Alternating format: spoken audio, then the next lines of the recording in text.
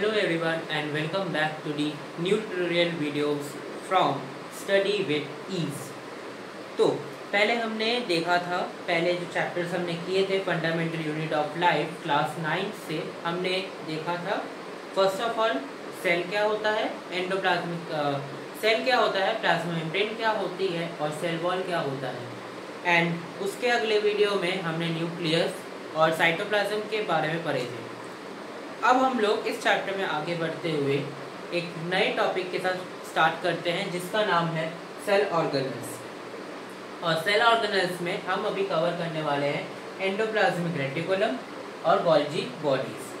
तो first of all cell organelle होता क्या है। सेल ऑर्गेनेल्स जो है वो सेल्स के अंदर पाए जाने वाले बॉडीज होते हैं जो सेल्स के फंक्शन में हेल्प करते हैं। लाइक माइटोकॉन्ड्रिया जो एनर्जी प्रोवाइड करती है, देन लाइसोसोम जिसको हम लोग साइटोप्लाज्म भी कहते हैं, एंड अनदर एग्जांपल जैसे कि एंडोप्लाज्मिक रेटिकुलम जो प्रोटीन सिंथेसिस में भी हेल्प करते हैं। तो चलिए आगे बढ़ते हैं।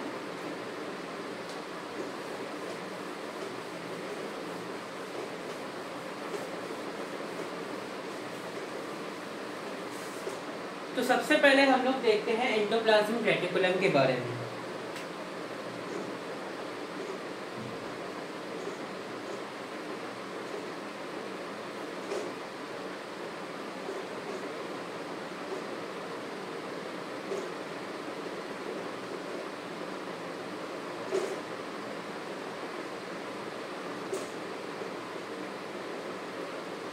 तो एंडोप्लाज्मिक रेटिकुलम एक ऐसी बॉडी होती है जहाँ जो कि एक इम्पॉर्टेंट सेल ऑर्गेनल होती है।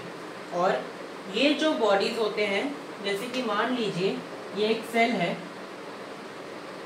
और ये वेसिकल शेप्स में पाए जाते हैं। मोस्टली ये वेसिकल शेप्स में पाए जाते हैं लाइक, और ये जो ओरिजिनेट होते हैं ये न्यूक्लियस है। एंड न्यूक्लियस से ही आप जब डायग्राम देखिए किसी भी सेल का आपको दिखाई देगा जो ये न्यूक्लियस है, न्यूक्लियस के मेम्ब्रेन से ही जो एंडोप्लाज्मिक रेटिकुलम है वो ओरिजिनेट होती है ऐसे। तो हम लोग देख रहे हैं कि ये जो एक वेसिकल या फिर बैग लाइक स्ट्रक्चर है इसको हम वेसिकल्स कहते हैं। एंड ये जो है यहाँ पे जो न्यूक्लियर मेम्ब्रेन है उसके साथ बाउंड होता है, ठीक है। अब एंडोप्लाज्मिक रेटिकुलम के दो पार्ट्स होते हैं, दो टाइप्स होते हैं जिसको हम लोग कहते हैं। एक है स्मूथ एंडोप्लाज्मिक रेटिकुलम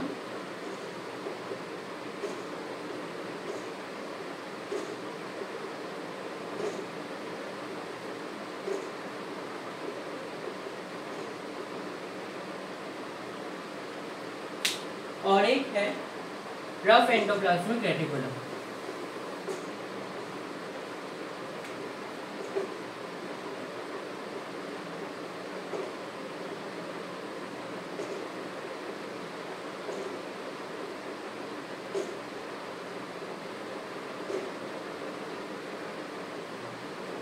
अब देखो, अभी अगर आप इमेजिन कीजिए कि ये है अपना एंडोप्लाज्मिक रेटिकुलम, ठीक है। ये हमारा एंडोप्लाज्मिक रेटिकुलम है सेल के अंदर।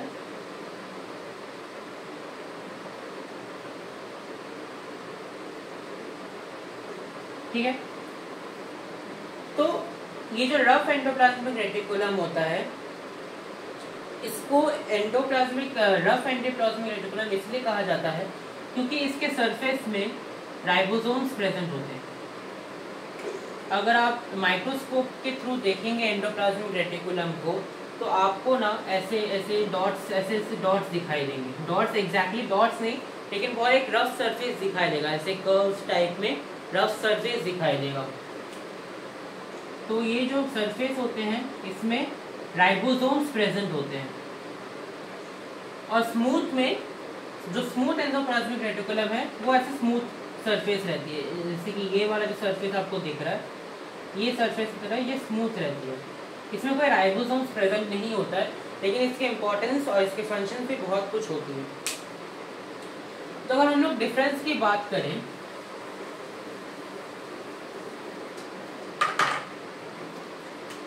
तो रफ एंडोप्लाज्मिक रेटिकुलम में राइबोसोम्स प्रेजेंट होते हैं,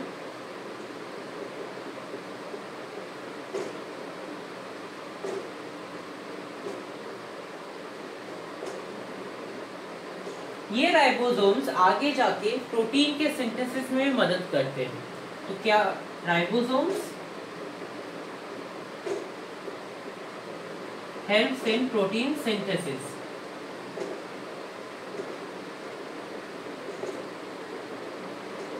प्रोटीन सिंथेसिस, ठीक है। ये कुछ राइबोसोम्स न्यूक्लियस में जाते हैं या फिर ये कुछ राइबोसोम्स जो है साइटोप्लाज्म में भी ट्रांसफर हो जाते हैं, ठीक है। अब प्रोटीन्स जो है वो बहुत सारे चीज़ों में काम आती है, लाइक हार्मोन्स बनाने में काम आते हैं या फिर जो एंजाइम्स होते हैं उसमें भी काम आते हैं। Various types of cellular activities में भी प्रोटीन्स काम आते हैं और ये प्रोटीन्स राइबोसोम्स से बनते हैं। और राइबोसोम किधर बनते हैं? Rough endoplasmic reticulum. Smooth endoplasmic reticulum में जो स्मूथ सरफेस है एरिया का, वहां पर लिपिड्स और फैट मॉलिक्यूल्स की सिंथेसिस होती है। लिपिड्स और फैट मॉलिक्यूल की सिंथेसिस होती है, ठीक है। नाउ ये जो लिपिड्स या फैट मॉलिक्यूल्स हैं, लिपिड हमने पढ़ा था जब हम लोग प्लाज्मा मेम्ब्रेन कर रहे थे कि प्लाज्मा मेम्ब्रेन में लिपिड की बाइलेयर्स मिलती है, राइट। तो ये जो लिपिड्स हैं ये हेल्प करते हैं प्लाज्मा मेम्ब्रेन की सिंथेसिस में, प्लाज्मा मेम्ब्रेन की सिंथेसिस में। और इस प्रोसेस को कहते हैं बायोजेनेसिस। इस प्रोसेस को क्या कहते हैं? बायोजेनेसिस। जब प्लाज्मा मेम्ब्रेन बनता है या फिर उसकी क्रिएट होती है, उस प्रोसेस को हम लोग बायोजेनेसिस कहते हैं। मतलब जो स्मूथ एंडोप्लाज्मिक रेटिकुलम है वो लिपिड्स या फिर फैट मॉलिक्यूल्स के मैन्युफैक्चर की हेल्प करते हैं एंड साथ ही साथ ये जो है बायोजेनेसिस में भी हेल्प करती है, मतलब प्लाज्मा मेम्ब्रेन की सिंथेसिस में भी मदद करते हैं, ठीक है। अब अगर हम लोग होप आप लोगों को स्मूथ एंडोप्लाज्मिक रेटिकुलम और रफ एंडोप्लाज्मिक रेटिकुलम समझ में आ गया होगा। अब हम लोग चलते हैं इससे कुछ फंक्शंस के ऊपर, ठीक है। ये तब तक आप लोग नोट डाउन कर लीजिए जल्दी से।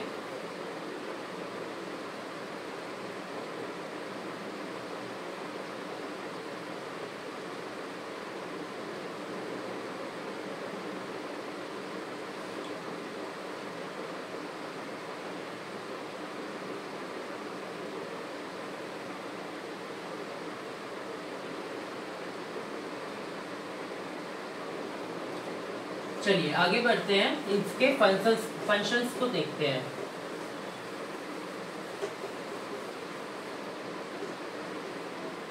तो फंक्शंस की जब हम लोग बात करेंगे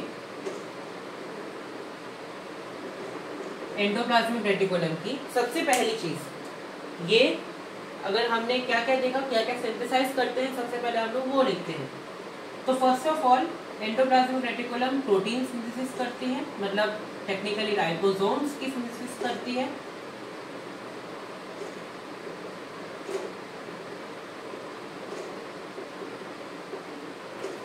सेकेंड लिपिड्स और फैट मॉलिक्यूल्स की सिंथेसिस करते हैं।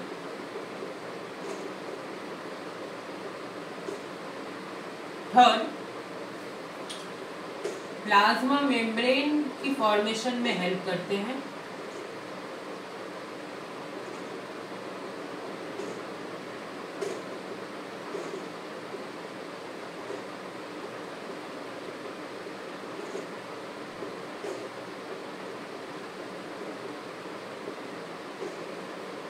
फोर्थ एंडोप्लाज्मिक रेटिकुलम जो हमारे प्रोडक्ट्स होते हैं जैसे कि प्रोटीन, फैट्स, लिपिड्स, इसकी ट्रांसपोर्टेशन में भी हेल्प करते हैं। ट्रांसपोर्टेशन into the cytoplasm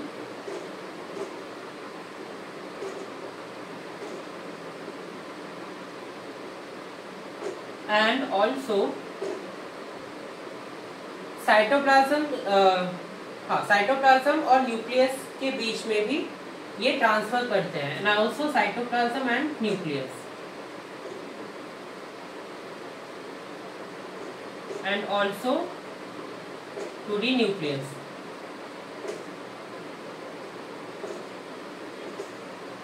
मतलब ये साइटोप्लाज्म में भी ट्रांसपोर्ट करते हैं and at the same time nucleus में भी ट्रांसपोर्ट करते हैं। ठीक है।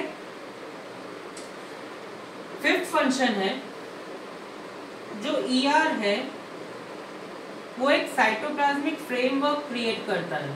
Cytoplasmic framework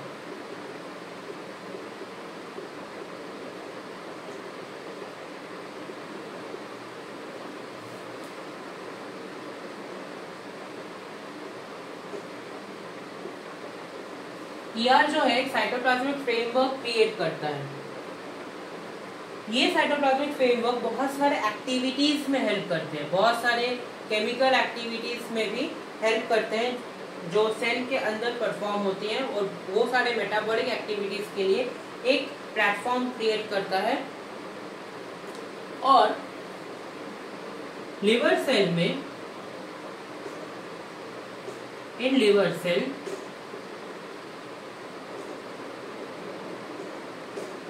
it helps in detoxifying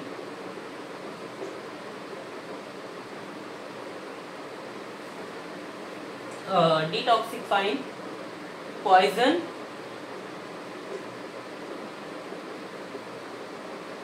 and drugs। Liver cell में जो ईआर है वो डिटॉक्सिफाइंग करता है पॉइजन्स और ड्रग्स, मतलब ड्रग्स और पॉइजन्स की डिटॉक्सिफिकेशन में भी बहुत ज़्यादा हेल्प करता है। इसलिए बोलते हैं कि कोई अगर ज़्यादा अल्कोहल कंज्यूम करेंगे तो उनकी जो लिवर है वो डैमेज हो जाती है। क्यों हो जाती है? क्योंकि एक लिमिट होता है कि लिवर उस चीज़ को डिटॉक्सिफाई करेगा। इसलिए लिवर का जो काम भी होता है ना वो डिटॉक्सिफिकेशन का ज़्यादा रहता है। एंड या also in digestion Byju's secret करता है and at the same time detoxification में भी बहुत ज़्यादा काम आता है लिवर। इसलिए कहते हैं कि एंड जो लिवर सेल में जो एंडोप्लाज्मिक रेटिकुलम होता है वही हेल्प करता है detoxification of poison and drugs. ठीक है। इसलिए कहते हैं कि अगर कोई ज़्यादा अल्कोहल कंज्यूम करता है तो उसके लिवर डैमेज होने के बहुत हाई चांसेस रहते हैं, क्योंकि वो एक लिमिट तक ही डिटॉक्सिफाई करेगा। हमारी बॉडी, देखो हमारी जो बॉडी है ना वो एक लिमिट तक ही हर किसी टॉक्सिक को सहेगा या फिर वो टॉलरेट कर पाएगा, उसके बाद वो चीज़ फेल हो जाती है हमारी बॉडी। एंड उसी तरह जो हमारी लिवर है एक टाइम पे फेल हो जाता है जब वो डिटॉक्सिफाई नहीं कर पाता या फिर उस अल्कोहल को डाइजेस्ट नहीं कर पाता अच्छी तरीके से। ठीक है। तो ये कुछ फंक्शंस हैं एंडोप्लाज्मिक रेटिकुलम के। आप एक बार इसको आप रीड आउट कर लीजिए या नोट डाउन कर लीजिए। हम लोग आगे बढ़ते हैं अभी। तो हमने देखा एंडोप्लाज्मिक रेटिकुलम क्या होता है। एंडोप्लाज्मिक रेटिकुलम एक वेसिकल्स होते हैं जो कि बाइलोब या फिर बैग लाइक स्ट्रक्चर्स में मिलते हैं। ठीक है। और दो टाइप्स होते हैं, एक को कहते हैं SER, एक को कहते हैं RER, मतलब स्मूथ एंडोप्लाज्मिक रेटिकुलम और rough endoplasmic reticulum. Rough endoplasmic reticulum में राइबोसोम्स बनते हैं, राइबोसोम से प्रोटीन बनता है। SER में लिपिड्स एंड लिपिड्स के साथ साथ फैट मॉलिक्यूल्स।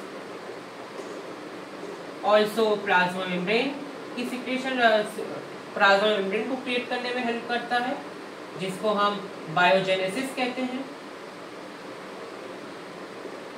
और ये कुछ फंक्शंस हैं जो एंडोप्लाज्मिक रेटिकुलम करता है, ठीक है, हमारे बॉडी में या फिर एक पर्टिकुलर सेल में। होप आप लोगों को ये क्लियर हो गया होगा। तो हम लोग आगे बढ़ते हैं हमारे नेक्स्ट ऑर्गेनल की तरफ।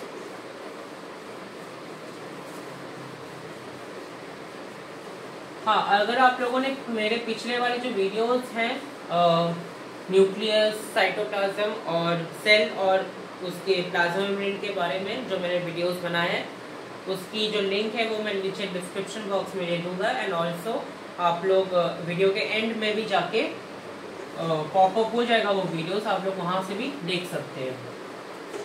तो वीडियो को एंड तक देखना और लास्ट में जाके वो सारे वीडियोस भी चेकआउट करना, तो आप लोगों के कॉन्सेप्ट्स क्लियर हो जाएंगे। अभी हम लोग चलते हैं नेक्स्ट ऑर्गेनल की तरफ, जो कि है गोल्जी बॉडी।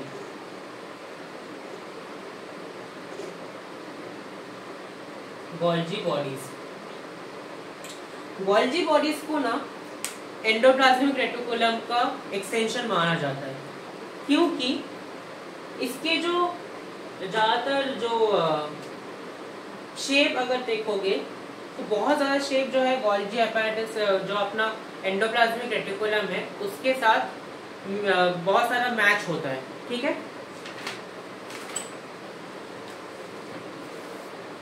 तो सबसे पहले एक साइंटिस्ट थे जिनका नाम है कैमिलियो गोल्जी।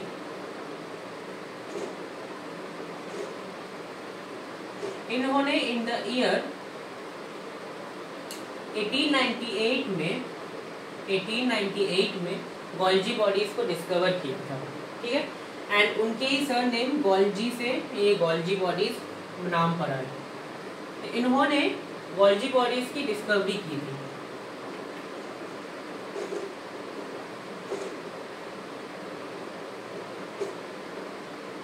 ठीक है, और जो गोल्जी बॉडीज होते हैं वो ऐसे फ्लैट लाइक स्ट्रक्चर्स होते हैं।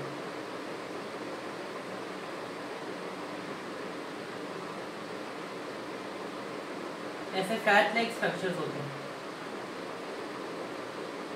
और इनका जो कनेक्शन होता है वो सीधा जो एंडोप्लाज्मिक रेटिकुलम है, एंडोप्लाज्मिक रेटिकुलम इनके साथ रहता है। इसका जो कनेक्शन है एंडोप्लाज्मिक रेटिकुलम के साथ रहता है। ये जो सरफेस है इसको हम लोग कहते हैं सिस्टर्न्स। ये जो स्ट्रक्चर्स हमको दिख रहे हैं इसको कहते हैं सिस्टर्न्स। लाइक देखिए, जो ईआर था, ईआर का भी जो स्ट्रक्चर था वो कुछ इस तरीके से था, राइट। इस तरीके से ईआर का स्ट्रक्चर था एंड सेम स्ट्रक्चर इसका भी रहता है। सिस्टर्न्स, ये स्ट्रक्चर्स को हम लोग सिस्टर्न्स कहते हैं, ओके। ऑल्सो ये जो है, जो भी प्रोडक्ट्स ईआर से बनता है, जो भी प्रोडक्ट्स ईआर से बनता है वो इधर ट्रांसफर होता है, ठीक है। जो भी प्रोडक्ट समझ लीजिए प्रोडक्ट है, ये एक राइबोसोम्स है, तो राइबोसोम जो है इधर ट्रांसफर होगा to the Golgi bodies. Golgi bodies का फंक्शन होता है पैकेजिंग,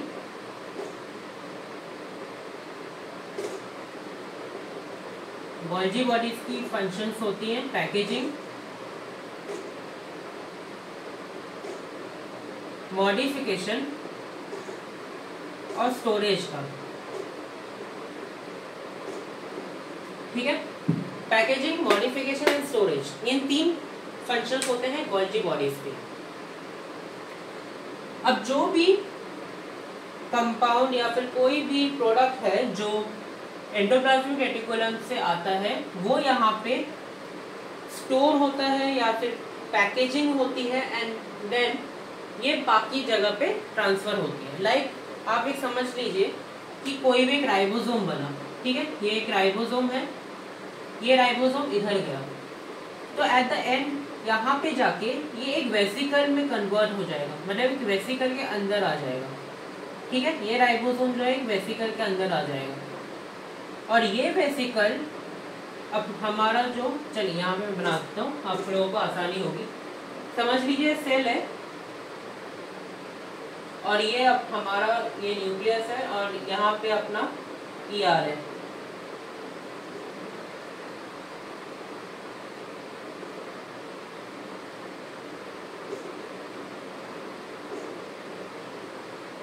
ये अपना ER है और ये जो है अपना गोल्जी बॉडीज है, ये वाला, ठीक है।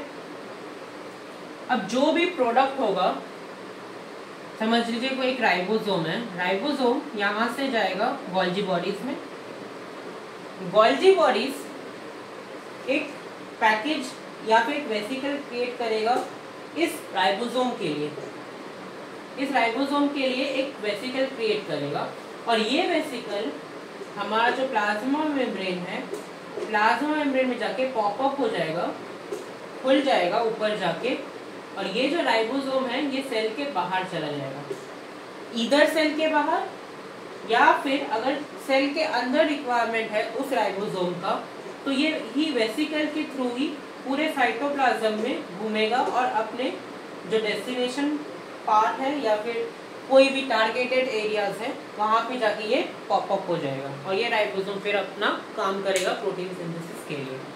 तो बेसिकली यही जो रोल है गोल्जी बॉडीज का, ठीक है। अब ये एक और फंक्शन क्या होता है कि जो गोल्जी बॉडीज है कॉम्प्लेक्स सिंपल शुगर को कॉम्प्लेक्स शुगर में बदलता है, सिंपल शुगर को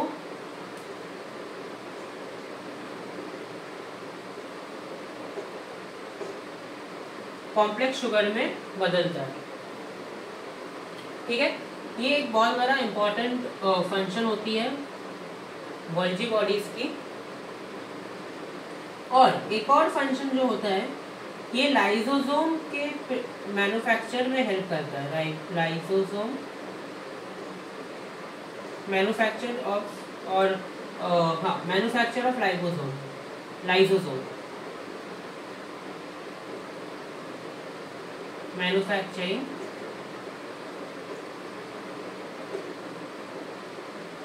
लाइसोसोम्स।